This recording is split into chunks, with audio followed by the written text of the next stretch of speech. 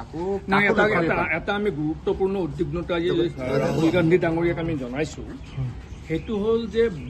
অবৈধ বিদেশী অসমত প্ৰৱেশ কৰা অসমত তেওঁলোকক চিনাক্তকৰণ কৰা নাম কৰ্তন কৰা বহিষ্কাৰ কৰা এই গোটেই কথাটো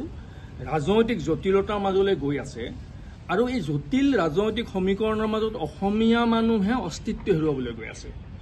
আমি গভীৰ উদ্বিগ্নতাৰে ৰাহুল গান্ধী ডাঙৰীয়াৰ দৃষ্টিগোচৰ কৰিছো যে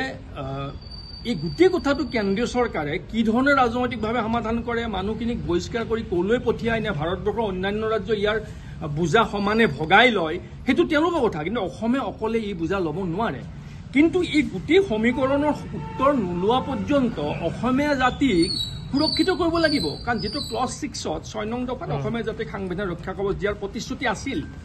কিন্তু সেই গোটেই কথাটো গেথেলা মৰাৰ ফলত আমি উদ্বিগ্ন হৈছো এইভাবে যে 2011 চনৰ লোকপিয়লত অসমীয়া ভাষী মানুহৰ সংখ্যা 48% নামি আহিছিল 48% তামাৰ 2031 চনত হয়তো আমি 40লৈকে কম 38% মানলৈ নামিব নামৰ আশংকা আমি কৰিছো গতিকে আমি ৰাহুল গান্ধী ডাঙৰীয়াক যেহেতু তেওঁ প্ৰধান বিৰোধী দলপতি আৰু গণতন্ত্ৰত বিৰোধী ৰাজনৈতিক দল এটা প্ৰধান ভূমিকা গ্ৰহণ কৰে গণতন্ত্ৰ ৰক্ষাৰ বাবে তেখেতৰ ওচৰত আমি এতিয়াও উদ্বিগ্ন প্ৰকাশ কৰিছো যে এই গোটেই কামবোৰ কুচকাজবোৰ কৰি থাকক চৰকাৰী পৰ্যায়ত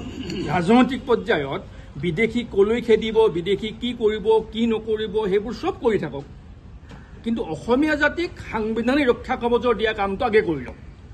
অসমীয়া মানুহক সাংবিধানিক ৰক্ষা কবচ দিয়ক যাতে অসমীয়া মানুহে ৰাজনৈতিকভাৱে সাংস্কৃতিকভাৱে ভাষিকভাৱে অৰ্থনৈতিকভাৱে অসমৰ মাটিত সৰ্বকালৰ বাবে সুৰক্ষিত হ'ব পাৰে সেই ব্যৱস্থাটো নিশ্চিত কৰি লওক প্ৰথম তাৰপিছত আপোনালোকে ৰাজনৈতিক সমীকৰণ কৰি থাকক